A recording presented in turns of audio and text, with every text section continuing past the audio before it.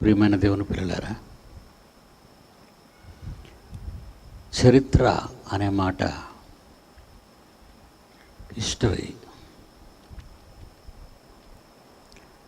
History అనగానే his story అని మనకి శబ్దం వినిపిస్తుంది. అప్పుడప్పుడు చాలామంది మాట్లాడేటప్పుడు ఒరే బాబు నోరు మూయి కథలు చెప్పుకో అంటాం మనం మాటల్లో. ఒక్కొక్కడికి ఎక్కువగా మాట్లాడడం ఇష్టం. మనకిష్టం లేకపోయినా ఏదో చెప్తుంటాడు. అప్పుడు మనం ఏమంటాం, విసిగిపోయి బాబు నీ కథలు ఆపరా బాబు అంటాం. అంటే నిజాలు కాబవి కథలు సుమా, నన్ను ఎందుకురా చంపుతావు ఇవన్నీ చెప్పి అంటాం.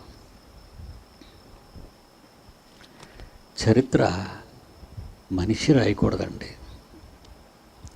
మనిషి రాశాడు కనుక దానికి హిస్టరీ, హిజ్ స్టోరీగా పిలువబడింది. His story. ఏంటి బాబు నీ స్టోరీ చెప్పు అంటాం. ఏంటి బాబు నువ్వేం చెప్పదలుచుకున్నావు చెప్పు. సామాన్య మానవులు మాట్లాడే మాటలు మనవి. శాస్త్రవేత్తలు మాట్లాడితే వాడు ఏ స్టోరీ చెప్పినా నమ్మేస్తాం మనం. అవునా? ఏ స్టోరీ చెప్పినా నమ్మేస్తాం. 2012లో ఒక స్టోరీ చెప్పాడు. ఎవరో మయమ్మర్ క్యాలెండర్ వాడు, చచ్చిపోయిన ఐన్స్టీన్ గారు, చచ్చిపోయిన సర్ ఐజక్ న్యూటన్ గారు, మన వీరబ్రహ్మం గారు, వీళ్ళందరికీ పితామహుడు, జ్యోతిష్య పితామహుడు నోస్ట్రడామస్. ఏం కథ చెప్పారు? 2012 డిసెంబర్ 21 ప్రపంచం ఉండదు.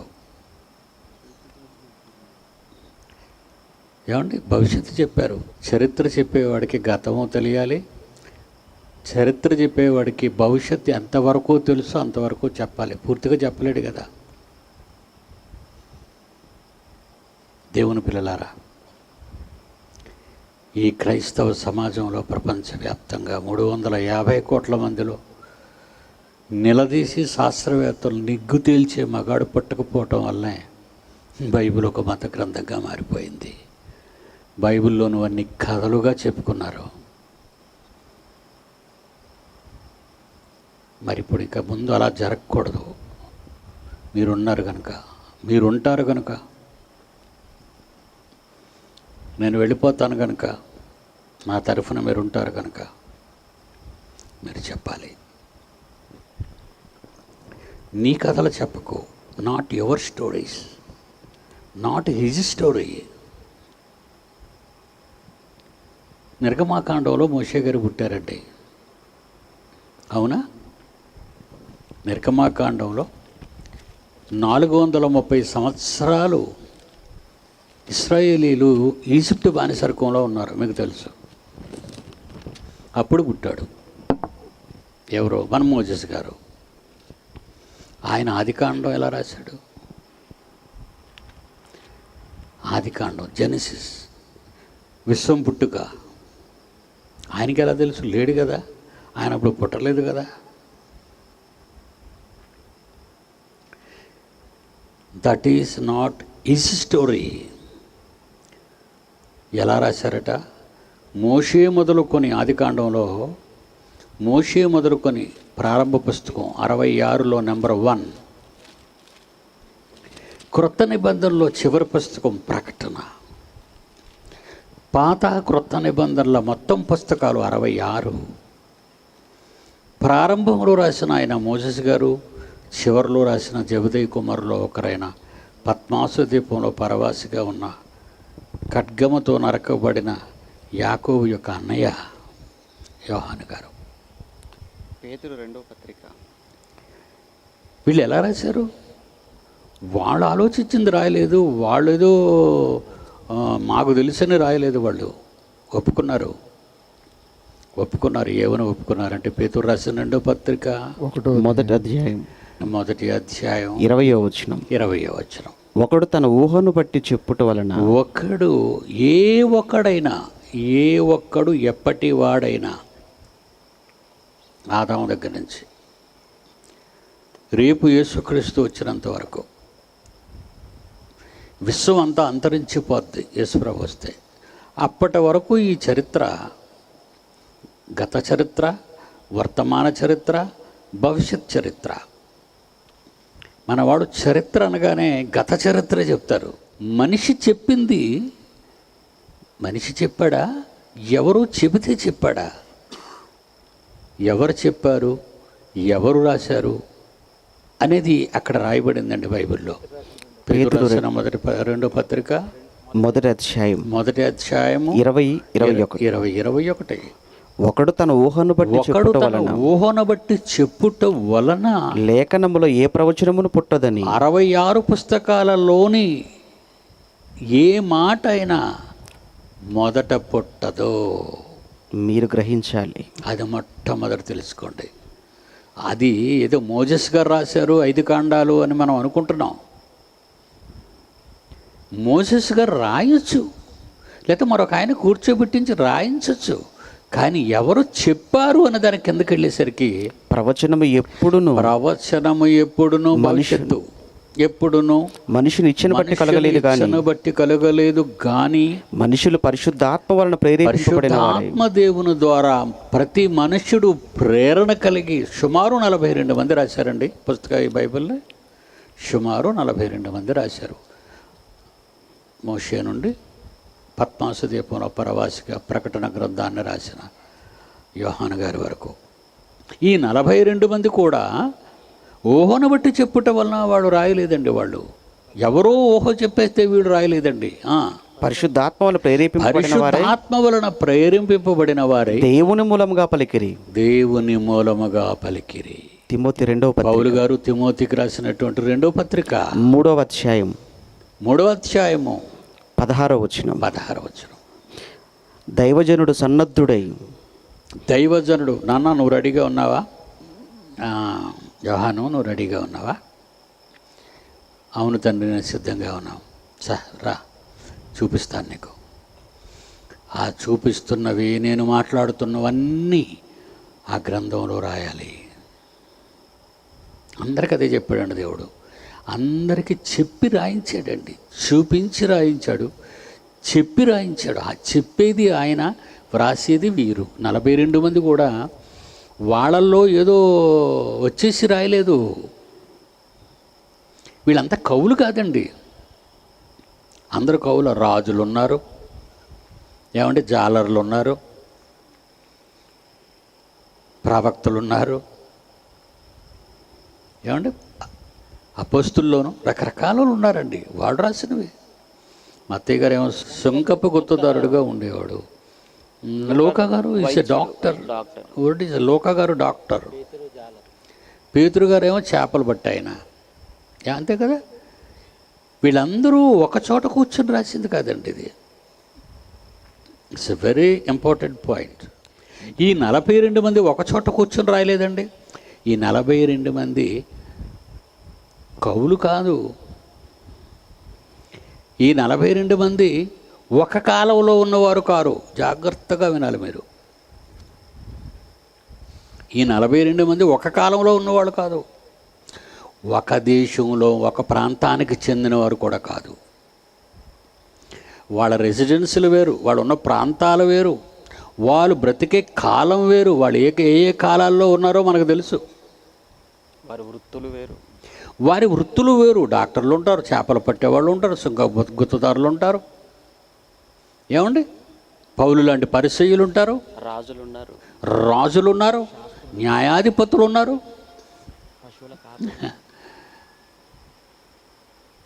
ఆయా కాలాలలో ప్రపంచ పటంలోని ఆయా దేశాలలో ఆయా వృత్తులకు సంబంధించిన వారు దేవుడు చెప్పగా వ్రాయబడినది కనుక 66 పుస్తకాల్లో తప్పు చూపించే మగాడు ఇంకా పుట్టలేదండి. మరి తప్పులు చెప్తున్నారని అందరూ అంటున్నారంటే అడిగి పిచ్చి పట్టింది. నక్కకి ద్రాక్ష పళ్ళు అందలేదట, అందుతుందని చాలా ట్రై చేసింది. ఎవడు తింటాడులే పులుపు అనుకొని పోయింది. నక్క మంచిదంటారా? న్యాయం చెప్పిందంటారా? న్యాయం మాట్లాడిందంటారా? అవకాశవాదులు. మీకు అర్థమైందా? బైబిల్ అర్థం కావాలంటే దేవుడి మీద నీ భక్తి పరిపక్వం అవ్వాలి. బైబిల్ అర్థం కావాలంటే దేవుడు నీకు అర్థం కావాలి. తిమోతికి రాసిన 2వ పత్రిక 3వ అధ్యాయం 16వ వచనం. దైవజనుడు సన్నద్ధుడై, దైవజనుడు సిద్ధపడి, ప్రతి సత్కార్యమునకు పూర్ణముగా సిద్ధపడి ప్రతి మంచి పనికి నేనున్నాను రాయటానికి అని కూర్చుంటే, దైవావేశం వలన దైవ ఆవేశం, దేవుని ఆవేశం ఇతనిలోకి రావాలి. ప్రతి లేఖనము దేవుని ఆవేశం నిన్ను ఆవహిస్తే, దైవావేశము వలన కలిగిన ప్రతి లేఖనము, ప్రతి మాట, బైబిల్లో ప్రతి మాట, ప్రతి లేఖనము దైవావేశము వలన కలిగింది. దేవుడు చెబితే రాశారండి, అంతే. మనుషులు రాసింది కాదు. Not his story, it is a father's story, family story, universal story. ఆయనది, ఆయన చెప్పాలి. ఆదికాండంలో ఇదేనవనం దేవుడు వేశాడు. తొలి మానవుని నిర్మాణం అంటే ఆదాం. తొలి మానవుని నిర్మాణం మనిషిగానే పుట్టాడు, కోతి కాదండో.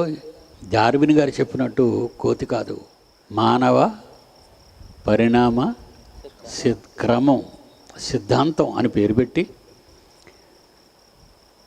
ఒంగున్న కోతిని, సగం ఒంగున్న కోతిని, మూడొంతులు ఒంగున్న కోతిని, ఆ తర్వాత నిలబడిన కోతిని, మొత్తం 5-6 కోతులు లేస్తాడు. జీవ పరిణామ సిద్ధాంతం చూడండి. ఇందులో నుంచి వచ్చారట. అంటే డార్విన్ గారు, ఆయన ఎవరో కాదండి, ఈయన క్రిస్టియన్, ఒక క్రైస్తవుడు. చార్లెస్ డార్విన్ ఆయన పేరు. నిజంగా అండి, ఆయన గురించి చదివినప్పుడు నాకు చాలా బాధ అనిపించిందండి. మరణశయ్యపై డార్విన్ పశ్చాత్తాపం. చచ్చిపోతాడండి. అంటే ఒక పురుగు కుట్టింది ఆయనకి. లేడీ హోప్ అనే ఒక నర్సు ఆయనకి వైద్యం చేస్తుండేది ఆ మరణశయ్య మీద. సింహగర్జన అని ఒక పుస్తకం రాశానండి. మీలో చాలామందికి తెలుసు. నూతన సహస్రాబ్ది అజ్ఞానంపై జయశాలి సింహగర్జన, ప్రపంచ మేధావులారా ఖబర్దార్. ఒక ఇండియన్గా, ఒక ఆంధ్రునిగా నేను రాశానంటే ప్రపంచంలో మన తెలుగుడుకున్న గొప్పతనం ఎంత గొప్పదో చూడండి. ఏమండి, అమెరికా కూడా రాయలేదు. ఏమంటే శాస్త్రార్థంలో ఖబర్దార్ అని ఎవడని అంటాడండి? ఆడు చెప్పినవన్నీ నేర్చుకొని డిగ్రీలు తెచ్చుకున్నారు మీరు. ఎందరో మహానుభావులు, అందరికైనా వందనాలు. అందరూ మహానుభావులేనా? ఏమని రాస్తున్నాడండి ఆయన గురించి ఒకసారి చదువుతానండి. సింహగర్జనలో రాశాను 2004. ఇది రాసినటువంటి ఆయన, పబ్లిష్ చేసినటువంటి ఆయన ఆస్వాల్డ్ జే స్మిత్ రాశాడండి. ఏమని రాశాడంటే, మానవ పరిణామ సిద్ధాంతాలపై డార్విన్ పరిచయం చేసిన సిద్ధాంతం తప్పుగా వర్ణిస్తూ డార్విన్ పడిన పశ్చాత్తాపం, అలాగుననే బైబిలుపై ఆయన తిరిగి పెరిగిన విశ్వాసమును ఎంతమంది డార్వినిస్టులు జీర్ణించుకొనగలంటారా అంటారు. ఇంగ్లాండ్ దేశానికి చెందిన లేడీ హోప్ అనే ఒక క్రైస్తవ మహిళ మరణశయ్యపై ఆయనకు ఉపచరిస్తూ డార్విన్ యొక్క మారు మనస్సును తన మాటలో వర్ణించింది. అప్పటికే డార్విన్ తన మరణానికి ముందు రోగగ్రస్తుడై మంచాన పట్టాడు. ఆయన చేతిలో ఓపెన్ బైబిల్ పెట్టుకున్నవాడై తరచూ దాన్ని చదువుతూ ఉండేవాడు. మరణశయ్య మీద చచ్చిపోయే ముందు మీరేమి చదువుతున్నారు అని నేను ప్రశ్నించినప్పుడు హెబ్రీయులకు రాసిన పత్రికను అని సమాధానం ఇచ్చాడు. కారణమేమిటని నేను అడిగినప్పుడు డార్విన్ తన మాటల్లో, నేను యవనస్తునిగా ఉన్నప్పుడు సంపూర్ణంగా కానీ ఆలోచనలతోనూ ప్రతి విషయాన్ని ప్రశ్నలతోనూ ఆలోచించేవాడిని. అయితే ఇప్పుడు మీ కోరిక ఏమిటని తిరిగి అడుగుగా తనకు కిటికీ గుండా వనములో ఉన్న ఒక ఇంటిని చూపి అక్కడ కొందరిని కూడబెట్టి యేసుక్రీస్తుని గురించి మాట్లాడాలని ఉందని చెప్పేవాడు. కొన్ని కీర్తనలను పాడాలని ఆశించాడు. మానవ పరిణామ సిద్ధాంతాన్ని ద్రోపరిచిన క్రైస్తవ్యం యొక్క ప్రాథమిక విలువలను దెబ్బతీసే రచనలు కోట్ల మంది మానవుల హృదయాలను చెదరగొట్టాననే బాధను వ్యక్తం చేశాడు డార్విన్. ఇది డార్విన్ మరణశయ్యపై మరణ వాంగ్మూలం. ఆయన మరణానికి ముందు ఆయన అభిప్రాయం. అసంపూర్ణమైన భావాలతో ఒక యవ్వనస్తునిగా డార్విన్ ఈ ప్రపంచానికి పరిచయం చేసిన అనేక బైబిల్ విరుద్ధమైన భావాలను గూర్చి పశ్చాత్తాపడుతూ మరణానికి ముందు పలికిన తుది మాటలు. ఆఫ్రికాను చూడడానికి వెళ్ళి ఆఫ్రికాను చూసిన తర్వాత అక్కడ కోతుల్లో నుంచి అవి కూడా ఇంచుమించు మనుషుల్లా ఉంటాయి కదండి. ఆ కోతుళ్ళు చూసి పాపం బాధపడి ఏం చేస్తాడు ఇప్పుడు? ఈయన మాటలు ఎవరు వింటారో? ప్రపంచవ్యాప్తం అయిపోయాయి. మనిషి కోతు నుండి వచ్చాడనే విషయం ప్రపంచవ్యాప్తం అయిపోయాయి. ఇప్పుడు మళ్ళీ ఈయన చెప్తే నమ్ముతారా? ఇప్పుడు గాంధీ పుట్టి బ్రాందీ మానేయండి అంటే మానేస్తారా మన ఇండియన్స్? గాంధీ గారు మళ్ళా పుట్టి మానేస్తారండి వీళ్ళు. తాతాను వెళ్ళిపో మమ్మల్ని తాగనే అంటారు. FIR, first information report, police స్టేషన్లో, ఇండియన్ పీనల్ కోడ్లో ఎఫ్ఐఆర్. నీ నోట ముందు వచ్చిన మాట ముందు రికార్డ్ చేసేస్తారు వాళ్ళు. తర్వాత నువ్వు అన్న ఒకటి వేస్తారు. ముందు ఒకలా చెప్పో ఇప్పుడు ఒకలాగా ఎందుకు చెప్పు? కోర్టు స్వీకరించదండి. ముందు తప్పిచ్చేసాడు ప్రపంచానికి, కోతు నుండి మనిషి వచ్చాడని. ఆఫ్రికాలో పుట్టలేదండి మనిషి. The most sensational topic. ఇది టర్కీ దేశానికి పంపించాను నేను. ఒరే చదవండిరా మీరని.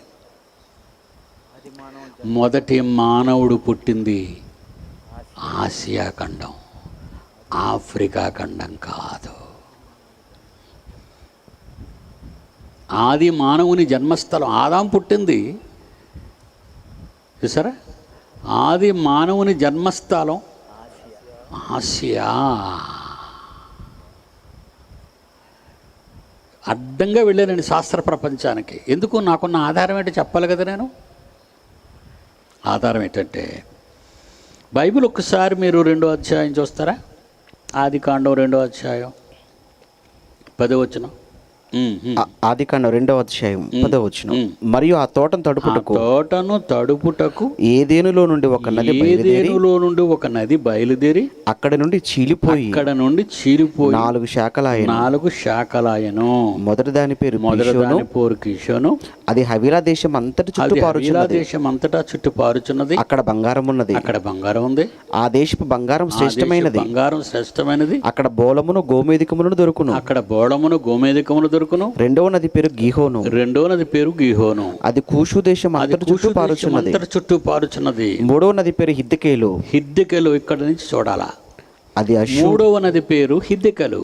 అది అష్షూరు తూర్పు వైపున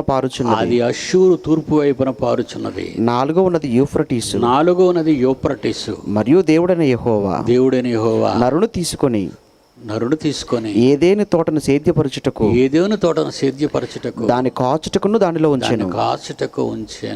ఏదేని వనము నుండి ఆరంభమైంది.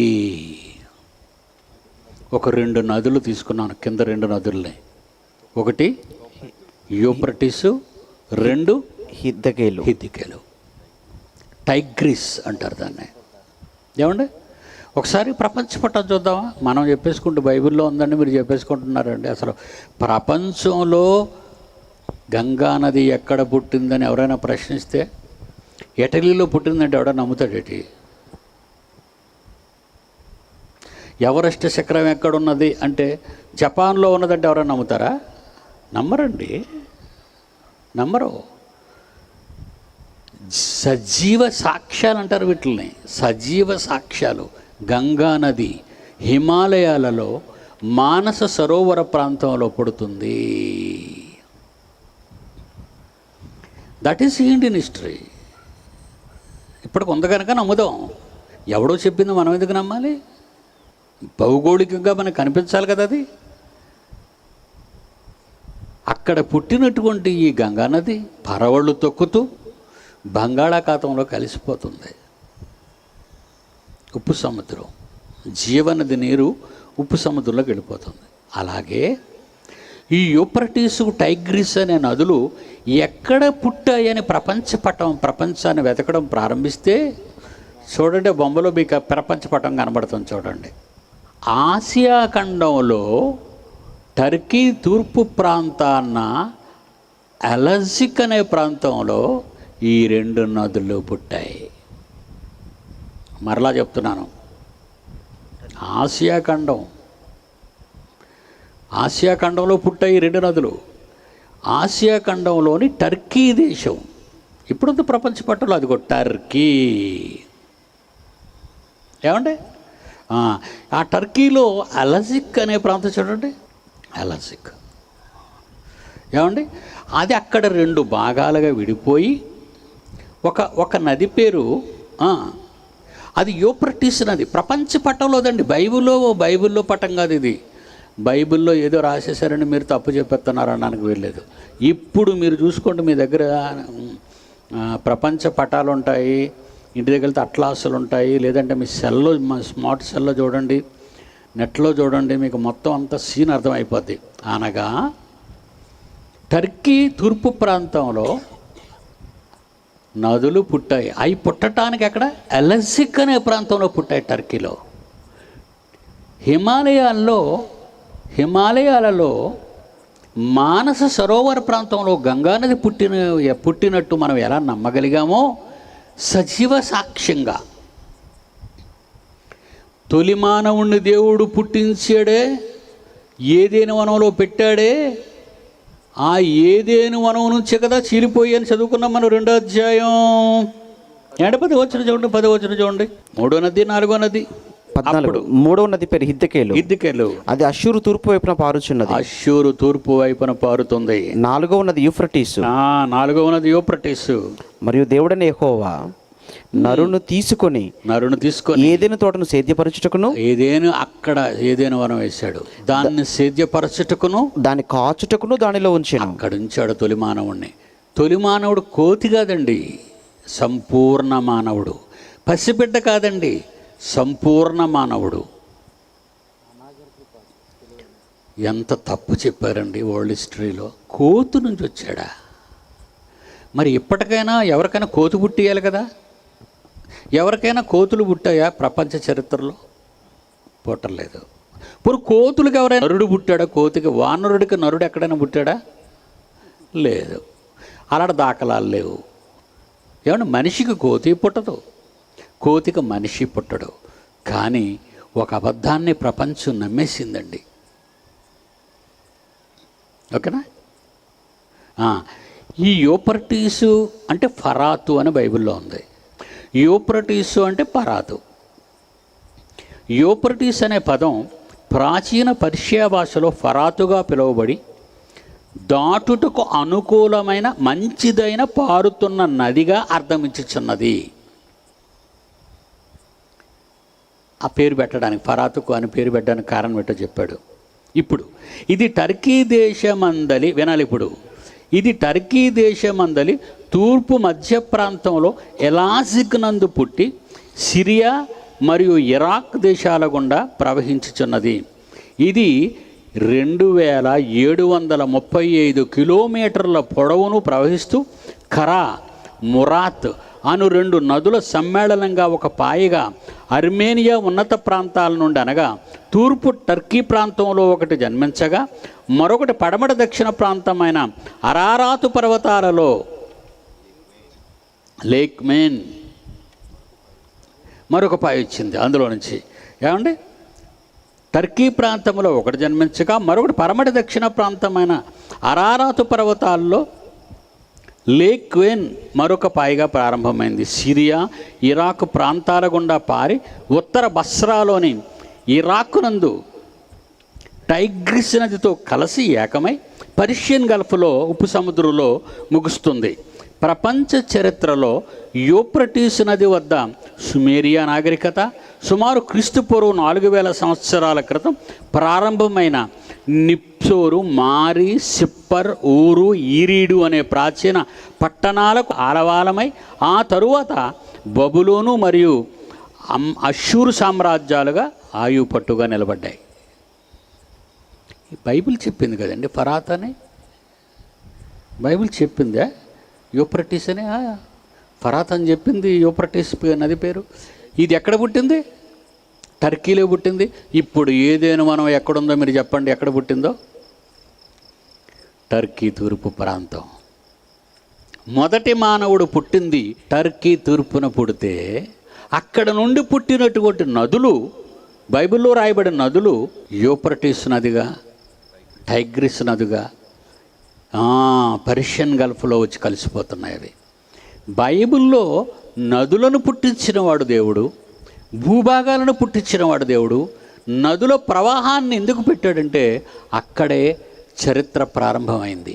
నెక్స్ట్ మరొక నది టైగ్రిస్. బైబిల్ దీనికి ఏమని చెప్పిందంటే హిద్దికలు అని పేరు పెట్టింది. హిద్దికలు. టైగ్రిస్ అనే పదం మూలానికి వెళితే అది గ్రీకు పదం నుండి వచ్చినది. దీనికి ప్రాచీన భాషలో ఉరకలు వేసే నదిగా పేరుగాంచింది.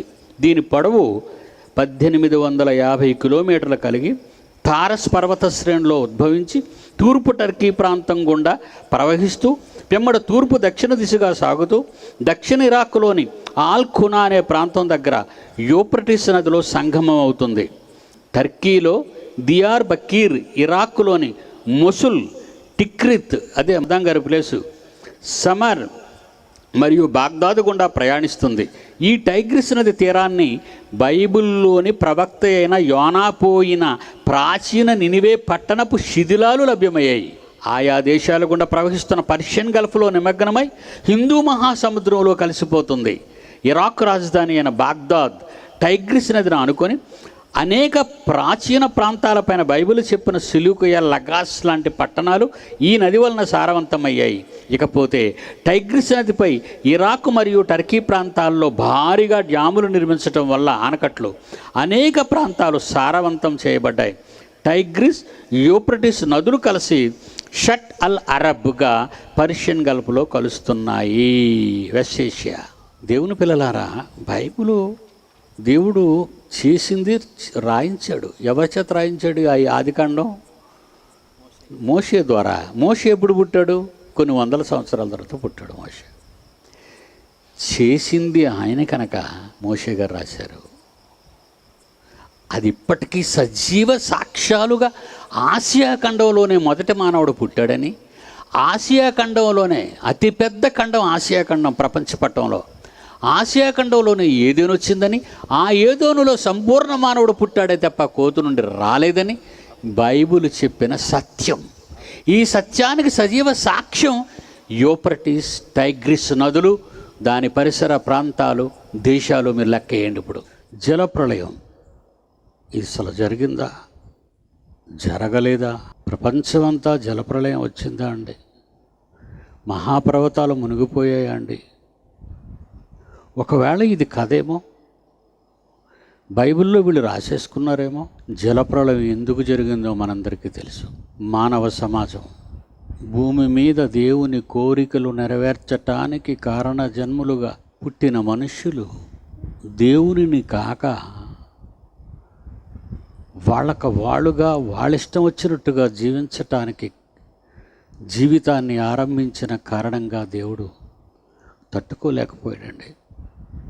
ఏ తండ్రి తన పిల్లలు పాడైపోతే భరించగలరు చెప్పండి? మీరైనా భరించగలరా?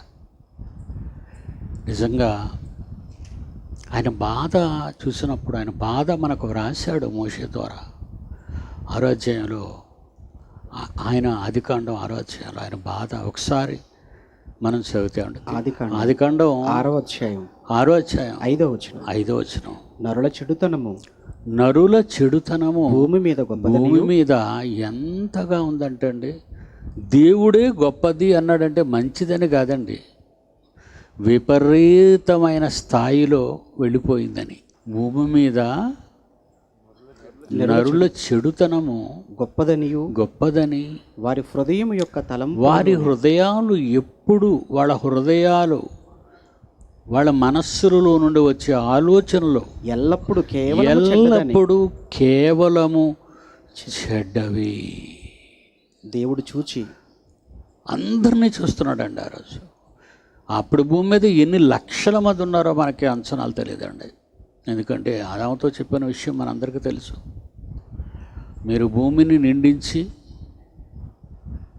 విస్తరించి అంటాడు. ఫలించి విస్తరించి అంటే ఆరిన నేల మీద మనుష్యులు తన పిల్లలు నరులుగా భూమి మీద పిలువబడి అక్షయులుగా దేవుని కోసం రావాలనే మనస్సులో ఉన్న కన్న తండ్రి మాట బయటకు వెళ్ళిపుచ్చుతూ నరుల చెడుతనము భూమి మీద విస్తరించి వారి ఊహలు కూడా ఎల్లప్పుడూ చెడ్డవి.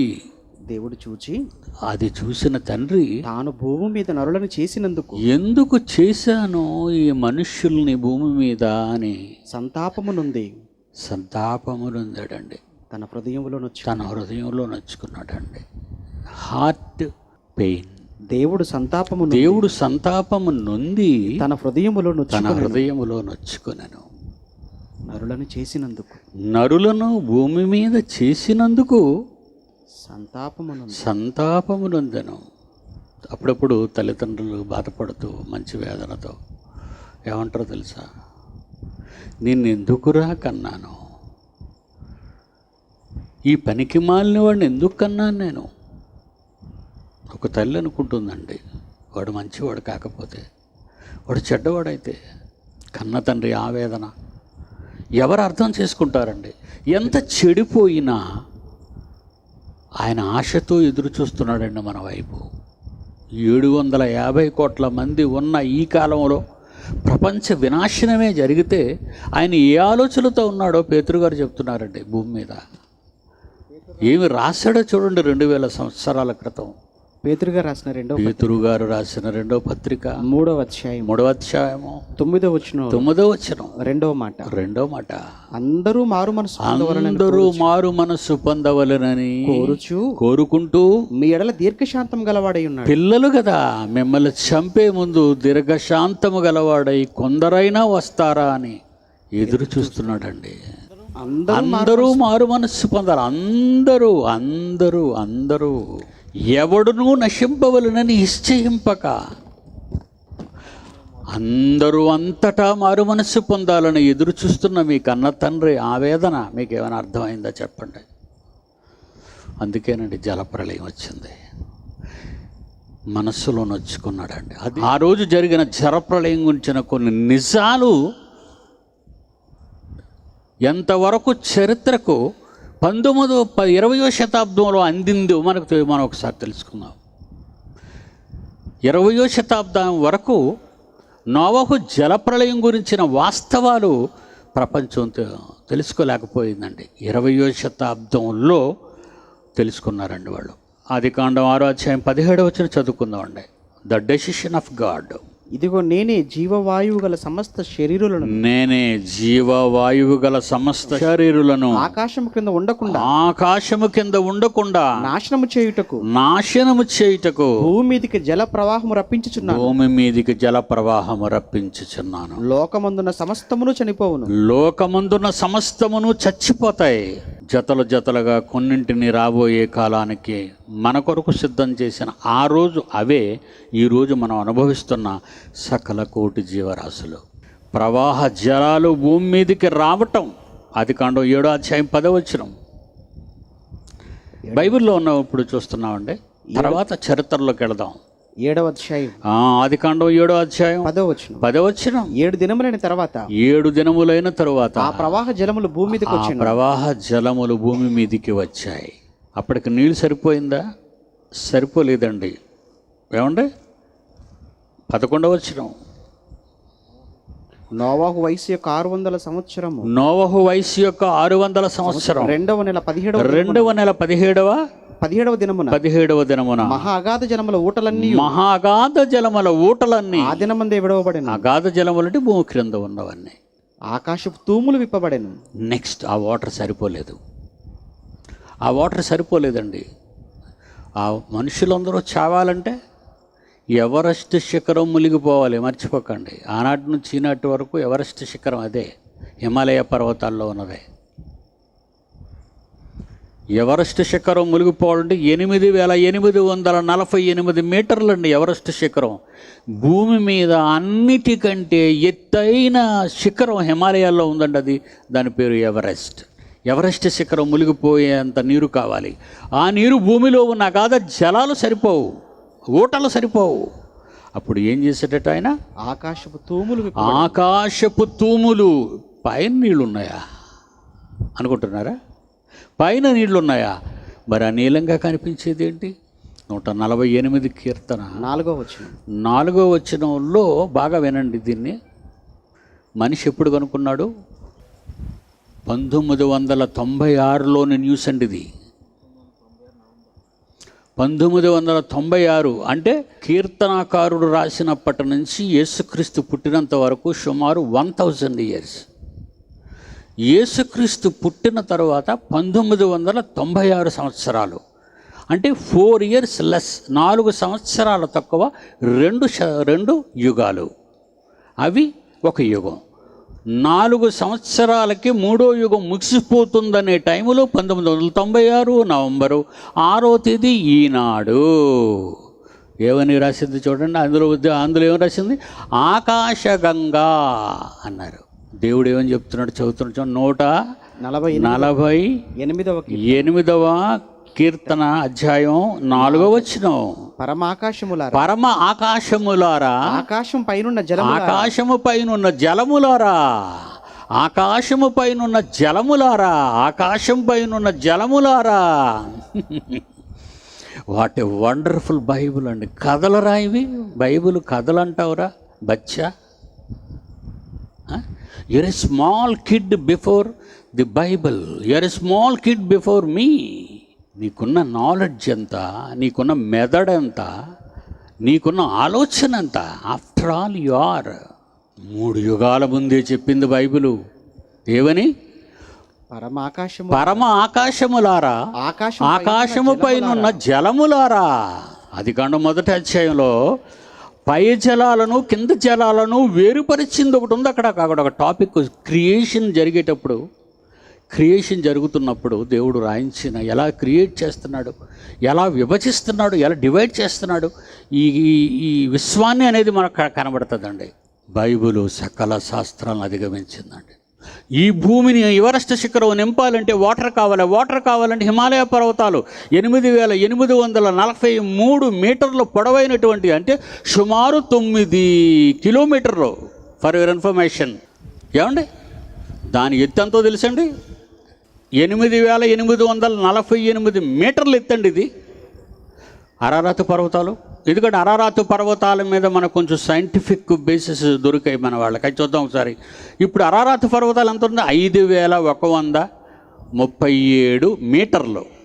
అంటే కేవలం 3,000 కిలోమీటర్లు తేడా ఉంది దానికి దీనికి. ఇంచుమించు 4,000 మీటర్లు తేడా ఉంది దానికి దీనికి. ఇది కూడా పెద్దదండి అరారాతు పర్వతం. అరారాతు పర్వతం మీదే నోవహు ఓడ జలప్రలయం నిలబడిందనే డౌట్ కావాలి కదా. నోవహు ఓడ కట్టింది అక్కడే గనుక కొంచెం ముందుకు కట్టాడు. ఆదికాండం 8వ అధ్యాయం 2వ వచనం. అగాధ జలముల ఊటలను ఆకాశపు తూములు మూయబడ్డాయి. నీరు వచ్చేసిన తర్వాత, సంపూర్ణం అయిపోయిన తర్వాత, the Windows of the sky అంటాడు ఇంగ్లీష్ బైబిల్లో. Windows of the sky. కిటికీలు పెడితే పైనుంచి నీరు వచ్చింది. జలం, గంగ, ఆకాశ గంగ, నీరండి అవన్నీ నీళ్లు. ఆదికాండం 1వ అధ్యాయంలో పై జలములు కింద జలముల గురించి మరియు దేవుడు జలముల మధ్య ఒక విశాలము, ఆ జలములు ఈ జలములను వేరుపరిచిన జలములు. విశ్వంలో శూన్యం అనేది రావాలంటే చుట్టూ వాటర్ కవర్ చేశాడండి ఆయన. చుట్టూ యూనివర్స్ అంతా వాటర్ బాల్. బొట్టుదేవు అనుకోండి, బుట్ట అంతా పెద్ద బెలూన్ చాలా పెద్దగా ఉంటుంది గుండ్రంగా, ఆ మధ్యని ఖాళీ స్థలం అండి, ఖాళీ స్థలం. విశ్వం కూడా వాటర్ వీల్, వాటర్ బాల్. ఈ మధ్యలోనే ఉన్నాయండి కోటాను కోట్ల నక్షత్రాలు, ఈ మధ్యలోనే ఉన్నాయండి కోటాను కోట్ల నక్షత్ర మండలాలు, ఈ మధ్యలో ఉన్నాయండి పాలపుంత నక్షత్ర మండలం. ఆ పాలపుంత నక్షత్ర మండలంలోనే ఉందండి సూర్య కుటుంబం. ఆ సూర్య కుటుంబంలో 3వ గ్రహం అండి భూమి. అక్కడ మనం ఉన్నాం. Universal central place, geocentric theory. భూమి విశ్వానికి కేంద్రస్థానంలో ఉంది. అలా ఈ వాటర్ని దేవుడు విడదీశాడు. ఇప్పుడు వాటర్ భూమిని నింపాలంటే పైనుంచి వాటర్ తేవాలి. తెచ్చాడండి. మునిగిపోయాయండి, పర్వతాలన్నీ మునిగిపోయాయి. కీర్తన గ్రంథం 78:23 అదొకసారి చూద్దామండి. కీర్తన గ్రంథము 78:23. 78వ కీర్తన 78వ కీర్తన 23వ వచనం. అయినను ఆయన పైనున్న ఆకాశములకు ఆజ్ఞాపించెను, పైనున్న ఆకాశములకు ఆజ్ఞాపించెను, అంతరిక్ష ద్వారములను తెరిచెను. అంతరిక్ష ద్వారములు. ఆకాశపు గంగ రావాలి అంటే ఆకాశ అంతరిక్ష ద్వారాలు తెరవాలి కదా. మరి సైన్స్కి ఎప్పుడు తెలిసిందండి? 3000 సంవత్సరాల తర్వాత అది నీరని చెప్పింది. అంతే, 3000 సంవత్సరాల తర్వాత నీరని చెప్పింది. బైబిల్ ఎప్పుడు చెప్పిందండి? 3000 సంవత్సరాలకు ముందే చెప్పింది. There is a water. ఎవడండి మాట్లాడగలడు? బైబిల్ మీరు విప్పి జనం మధ్య నిలబడితే మీసం మెలేసి తొడకొట్టి పిల్లండి. ఎవడొస్తాడో? ఎవడు రాడు. వాడికేడు తెలుసు ఆకాశం గురించి. సైంటిస్ట్కి తెలియలేదు, ప్రొఫెసర్స్కి తెలియదు, విశ్వవిద్యాలయంలో పనిచేసే ఏమంటే ప్రొఫెసర్స్కి తెలియదు. 6 దినాలంటే భూదినాలు అనుకున్నాడట ఎర్రబాగులోడు. మనుషులు చావాలి అని దేవుడు ఎందుకు కోరుకున్నాడో తెలుసా? విరిగిపోయిందండి దేవుడికి మనస్సు మన మీద. ఈ జనాన్ని చూస్తుంటే ఆవేదన అండి ఆయనకి, ఆవేదన. నోవహు, నువ్వు ఓడను కట్టు, నువ్వు ఓడను కట్టాలిక. దేంతోనో తెలుసా? చితిసారకపు మ్రాను అన్నాడు. ఏమండి? ఏం రానట్టది? చితిసారకపు మ్రాను. ఏమండి? సుమారు ఎన్నో దినాలు నీటిలో ఉన్నా, ఎన్ని సంవత్సరాలైనా నీటికి కుళ్ళని ఒకే ఒక చెట్టు భూప్రపంచంలో, అది చితిసారకపు చెట్టు అండి. బాగా వినాలి. ఎంత కాలమైనా మీరు ఉంచండి, దాని తర్వాతే మిగతావని. జలప్రళయంలో దేవుడు వాడమన్న ఒకే ఒక కర్ర, కార్పెంటర్లకు తెలుసు ఇక్కడ ఉన్న కర్రల్లో ఏ కర్ర మంచిదో.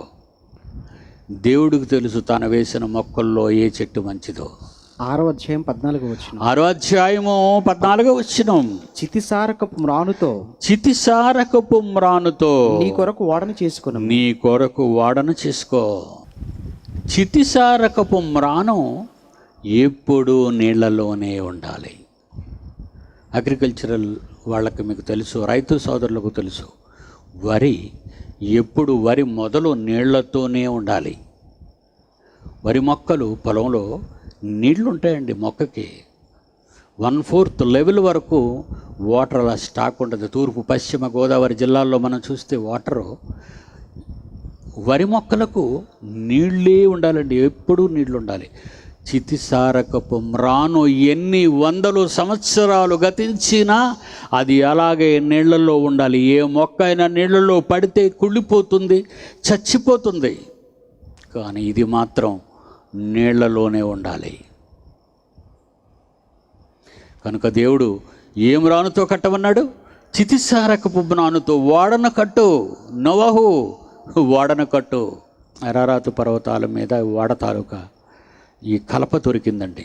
నోవహు ఆ దినమున దేవుడు కట్టమన్న చితిసారకపు మ్రానుతో నిర్మించిన ఓడ అది అరారాతు కొండల మీద నిలబడిపోయింది.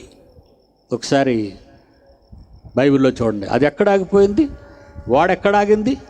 అరారాతు కొండల మీదకి వచ్చి నోవహు ఓడ ఆగినప్పుడు నీరు అలాగే జారిపోయింది కిందకి. అప్పుడు లోనున్న దేవుడు అప్పటికి పట్టమన్న జీవరాశులన్నింటినీ జతలుగా 2 జతలుగా బయటికి విడిచిపెట్టి వాళ్ళు కూడా బయటకు వచ్చి వాతావరణాన్ని, సూర్యుడిని చూశారు. 8వ అధ్యాయం 4వ వచనం, ఆదికాండం 7వ నెల 17వ దినమున ఓడ అరారతు కొండల మీద నిలిచింది. ఓడ అరారాతు కొండల మీద నిలిచింది. ఓడ అరారాతు కొండల మీద నిలిచింది. ఇది ఎప్పుడు దొరికిందట తెలుసండి వీళ్ళకి? 1987 ఒకసారి అరారాతు పర్వతాల మీద నిలబడిన ఓడ ఫ్రాన్స్ గేరే 1959లో 20వ శతాబ్దంలో విమానం మీద వెళ్ళి అరారాతు పర్వతాల మీద వెళుతూ, బైబిల్ నమ్మని వాళ్ళండి వీళ్ళు, ఒకవేళ అరారాతు పర్వతాల మీద నోవహు కట్టిన ఓడ అవశేషాలు ఏవైనా దొరుకుతాయేమో అని వాడు అర్మేనియా నుంచి వాడు విమానంలో తిరుగుతూ అప్పుడు అరారాతు పర్వతాల గోపురాలన్నీ ఫోటోలు తీయడం మొదలుపెట్టేటటువంటి 1959 దీన్ని గమనించండి. టర్కీ దేశం, ఎవరైనా టర్కీ వెళ్తే మర్చిపోకండి, ఇదిగోండి అరారాతు పర్వతాల మీద ఓడ భాగం చూసారండి ఎంత పెద్దదో. 4360 సంవత్సరాలు క్రీస్తు పూర్వం అని ఆ చెక్కలను తీసుకెళ్ళిన తర్వాత ఈ నిపుణులు ఏం చేశారంటే, వాళ్ళు భూగర్భ శాస్త్రవేత్తలు ఈ దానిలో ఉన్న చితిసారకపు మ్రాను యొక్క మ్రానుల్ని వాళ్ళు టెస్ట్ చేసినప్పుడు అది 4360 సంవత్సరాలు క్రీస్తు పూర్వం కిందటి దిన వాళ్ళు లెక్కలు వేసి చెప్పారండి. అరారాతు పర్వతాల మీద కనబడిన ఈ ఓడలో ఉన్నటువంటి ఆ పీసెస్ తీసుకెళ్ళి వాళ్ళు దాన్ని ప్రపంచానికి చెప్తే, టర్కీ దేశం కదండి ఇప్పుడు అరారాతు పర్వతాలు ఎక్కడున్నాయి? టర్కీ దేశం మీద. ఎందుకంటే తొలి మానవుడు పుట్టిన తర్వాత ముందుకు తూర్పు వైపుకి వెళ్ళిపోయాడండి బ్రతకడానికి. ఎందుకంటే తప్పు చేసిన తర్వాత దేవుడు వాళ్ళని ఏదేనులోని తగిలిన తర్వాత తూర్పు భాగానికి వెళ్ళిపోవడం మొదలెడతారు. మీరు అక్కడి నుంచి చదివితే ఆదికాండం మీరు చదవండి వాళ్ళ రాత్రికి. ఆ తూర్పు భాగంలోకి వెళ్ళేటప్పుడు చూసారండి, టర్కీ దేశం ఆసియాలో ఉంది. ఆసియాలో ఉన్న టర్కీలో ఏదేను వనం ప్రారంభమైతే ఆ ఏదేను వనం తర్వాత నోవహు వరకు కూడా ప్రపంచమంతా చెడిపోతే పాపంతో, అదిగోండి అరారాతు పర్వతాలు టర్కీ చూసారండి, అక్కడ అది కనబడుతుంది. మార్కింగ్ చూపిస్తున్నాడు చూడండి, అరారాతు పర్వతాలు. ఆ పర్వతం మీదే ఇప్పుడు మీకు ఇందాక చూసిన బొమ్మలో చూడండి ఒకసారి అది ఆ శిఖరాల మీద ఇది దొరికిందండి, ఈ ఆర్క్. దీన్ని ఏం చేసిందంటే 1987లో, బాగా వినండి, 1987 government confirms this is Noah's ark. Turkey దేశం అండి, మరి ఆడదేశంలో కదా అరారాతు పర్వతాలు, ఆడదేశం మీద దిగిందండి ఇది. ఈ ఓడ అక్కడ దేవుడు అక్కడే దాన్ని దించాడు. అక్కడి నుంచి నోవాహు గారు దిగారు కిందకి. నోవహు సంతానాలు 3 కొడుకులు 3 కోడళ్ళు, జంతు సకల కోడి జీవరాశులు దిగిపోయే కిందకి. అదిగోండా ఆ ఓడ ఆగినది చూసారు ఎలాగాగిందో. అదే అండి గవర్నమెంట్, టర్కీ గవర్నమెంట్ ఏముందండి, government confirms this is Noah's ark అని టర్కీ గవర్నమెంట్ ప్రకటించింది. ప్రపంచమంతా ప్రకటించింది. అంటే నోవహు జల ప్రళయం జరిగిందా కాకమ్మ కదనుకుంటున్నా. దేవుని జోలికి, బైబిల్ జోలికి రాకు. నీకు అనుమానం ఉందా? ఫ్లైట్ టికెట్ తీసుకో, టర్కీ వెళ్ళు. ఏ మ్యూజియంకి వెళ్తావో తెలుసా నువ్వు? 1987 జూన్ 21న నోవహు ఓడ, బాగా వినాలి, 1987 జూన్ 21న నోవహు ఓడను, అంటే ఇక్కడి నుంచి మొత్తం ఈ పీసెస్ అన్నిటినీ తీసుకెళ్ళి వాళ్ళు ఏం చేశారో తెలుసా? నోవహ్ ఆర్క్ నేషనల్ పార్క్, జాతీయ ఉద్యానవనం టర్కీ గవర్నమెంట్ డిక్లేర్ చేసింది. ఏమని డిక్లేర్ చేసిందంటే, దీన్ని ఎక్కడ పెట్టిందో తీసుకెళ్ళి నోవహ్ ఆర్క్ని నేషనల్ పార్క్ అనే మ్యూజియంలో కూడా వాళ్ళు పెట్టారు. నీకేదైనా డౌట్ వచ్చిందా? ఫ్లైట్ టికెట్ తీసుకొని వెళ్తావో, పరిగెట్టి వెళ్తావో, ఈదుకొని వెళ్తావో, నీదే లేటు. అక్కడ చూసి వచ్చి అది కాదో చెప్పు. యు మస్ట్ కమిట్ అవ్వాలి నువ్వు, ఇక తప్పదు. నీకేయో 4 మాటలు తెలిసి 4 మీడియా వాళ్ళని కెమెరా పట్టుకొని నీ దగ్గరికి వస్తే నీకు వచ్చినట్టు మాట్లాడతావా? లేకపోతే ఏదో పిలిచి నీ ఏదో మేధావి ఎవడో ఆంధ్రాలో లేడని. ఏమంటే ఈ న్యూస్ మీడియా వాళ్ళందరికీ నేను ఎవరో తెలుసండి. తెలీదండి? నన్ను తెలియని వాడు ప్రపంచంలో ఎవడున్నాడండి? తెలుసు, కానీ నన్ను ఎందుకు పిలవరండి? నేను వెళ్ళను. మరి రమ్మంటాను కదా, కెమెరా పెట్టుకుని మా ఇంటికి రా. నీకేదైనా డౌట్ ఉందని నన్ను అడుగు. నన్ను కానీ కెమెరాతో ఇంటర్వ్యూ చేశాడంటే బైబిల్ గొప్పది, యేసుక్రీస్తు జగత్ రక్షకుడు నిరూపిస్తాను. వాళ్ళ తప్పులన్నీ బయటకు వచ్చేస్తాయి. అందుకే దొంగోడికి తేలి కుట్టినట్టుగా ఉండిపోయారు. What a wonderful Bible it is. What a historical base. Turkey government జాతీయ ఉద్యానవనంలో ఈ నోవా ఆర్క్ నేషనల్ పార్కులో ఈ ఓడని భద్రపరిచారు. దాన్ని భద్రపరిచారండి. నీకు అనుమానం ఉందా? జలప్రలయం రాలేదనుకుంటున్నావా? అబద్ధం అనుకుంటున్నావా? వెళ్ళి చూడు. అక్కడ అరారాతు పర్వతాలు లేవనుకుంటున్నావా? ఉన్నాయి. హిమాలయ పర్వతాల్లో ఎవరు ఎత్తుకెళ్ళిపోతాడు? అరారాతు పర్వతాల్లో ఎవరు ఎత్తుకెళ్ళిపోతారు? ఎవరు ఎత్తుకెళ్ళిపోయారు కదా? సాక్ష్యాలు, సజీవ సాక్ష్యాలు. అదిగోండి అరారాతు పర్వతాలు. అరారాతు పర్వతాలు లేవంటావా? ఉన్నాయి. అరారాతు పర్వతాల మీద ఆనాడు దేవుడు దించిన ఓడ ఆ శిఖరం మీద ఉందంటే లేదంటావా? దానికి టర్కీ గవర్నమెంటే సాక్ష్యం ఇస్తుంది నీకు. అప్పుడు నువ్వు యేసును లోకరక్షకుడుగా, నీ జీవిత రక్షకుడుగా అంగీకరిస్తేనే అడుగు ముందుకై. లేకపోతే నోరు మూసుకొని shut up your mouth and SIT down in your room. Don't oppose the Bible. Don't oppose the Jesus Christ. Don't oppose to Christianity.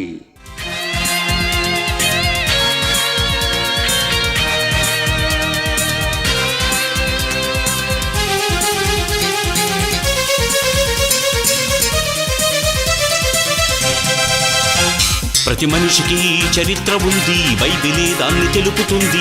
మనుషులందరిది మరో లోకమంది. ప్రతి మనిషికి చరిత్ర ఉంది, బైబిలే దాన్ని తెలుపుతుంది. మనుషులందరిది మరో లోకమంది. జీవ గ్రంథంలో జ్ఞానముంది, శాస్త్రవేత్త తలదించుతుంది. చదువుతానంటే చరిత్ర ఉంది. అది సకల శాస్త్రాలను అధిగమించినది బైబిలు. అది సకల శాస్త్రాలను అధిగమించినది బైబిలు. ప్రతి మనిషికి చరిత్ర ఉంది, బైబిలే దాన్ని తెలుపుతుంది. మనుషులందరిది మరో లోకమంది.